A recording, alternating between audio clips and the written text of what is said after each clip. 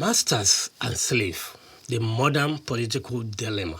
Welcome back, beautiful people. This is Escape Attitude Radio Podcast. Today you are on to the perspective with Lofingade. On this show, we dive deep into issues that matters, issues that affect us all, but often go unspoken. Today, we're going to be tackling a topic that has been simmering beneath the surface of society far for too long.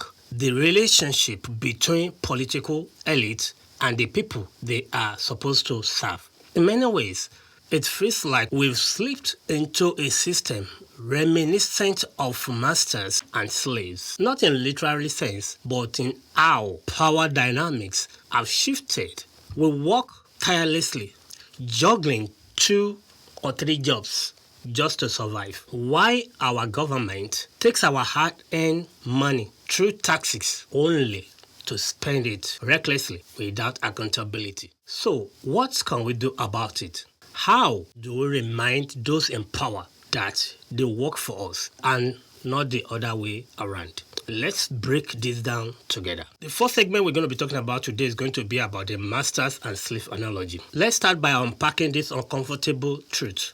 In the ancient time, slavery was an explicit system whereby one group controlled another, exploiting their labor for personal gain. If we fast forward to today, and while slavery has been abolished in its traditional form, there's still a disturbing parallel in modern politics. The political elite, the lawmakers, the policy makers, and the bureaucrats often act as if they are untouchable masters, dictating terms to the very people who put them in power.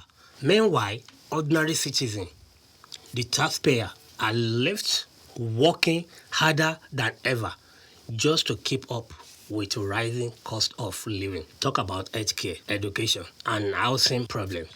Millions, and I mean millions of people are working 2 jobs. Some are actually working 3 jobs just to make ends meet. And yet, when tax season rolls around, what do? We hand over a chunk of our income to fund political services. That's one thing. Infrastructures and programs that's supposed to improve our lives. Instead of responsible stewardship, what do we see? Government wasting billions on unnecessary projects, corruption scandals, and bloated budgets. All these are prioritized over the need of everyday people. Now, let's look at the second segment here. So, why does this happen? Why does this imbalance exist? There are several reasons that I think. And the first one is going to be lack of accountability. Politicians often operate behind closed doors, shielding from scrutiny unless something blows up in the media.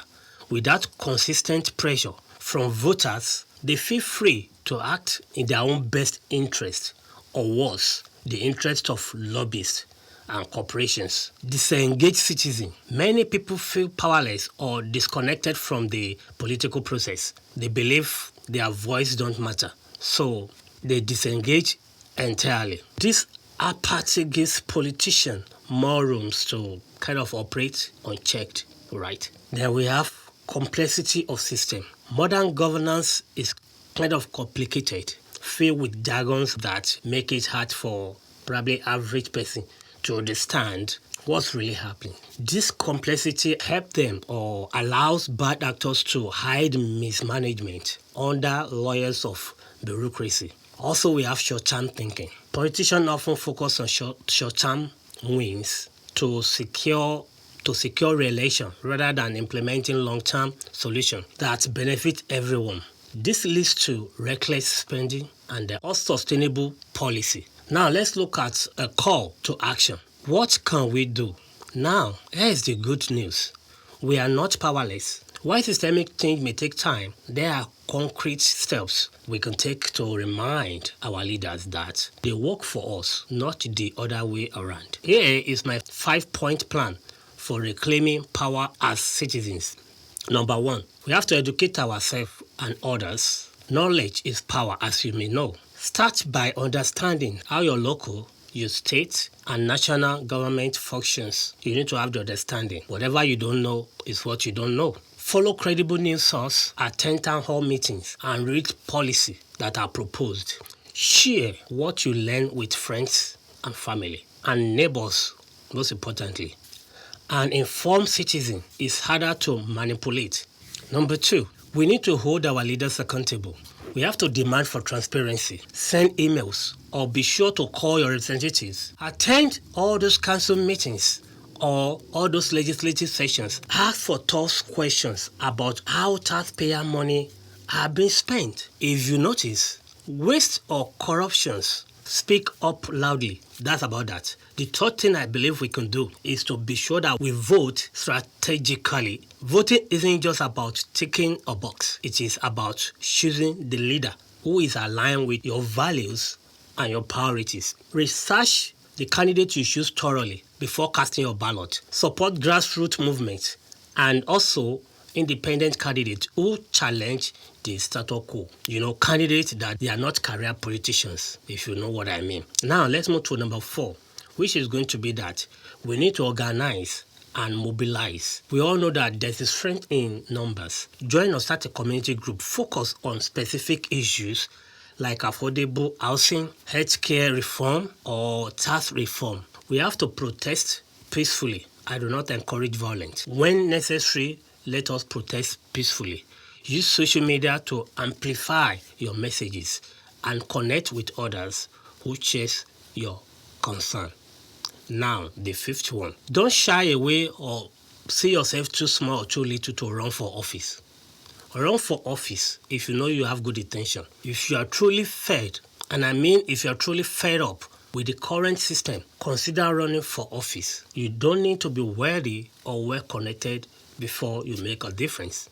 Many successful politicians started out as ordinary citizens that are frustrated with the lack of representation. Your voice matters, and stepping into leadership could inspire others to do the same thing. Someone has to get it started. We all need to understand that at the end of the day, democracy only works if we, the people, will participate actively. It is very easy to feel cynical when we see politicians squandering resources and prioritizing themselves over the public goods. But remember this, they derive their power from us. Without our vote, our taxes, or our compliance, they wouldn't have a leg to stand on. That's a fact. And now let me tell you that the next time you are feeling like nothing will change, remind yourself that history is full of examples where ordinary people stood up to entrench systems and demand better, from civil rights movement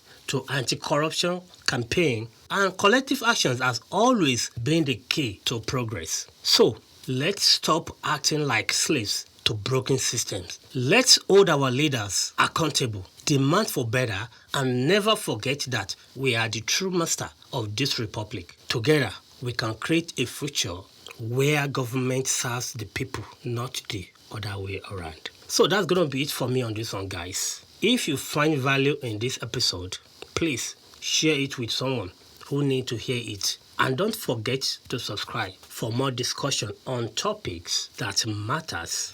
Until next time, beautiful people, stay informed, stay engaged, and most importantly, stay empowered. Above all, may His peace be with us all. Amen. Bye-bye.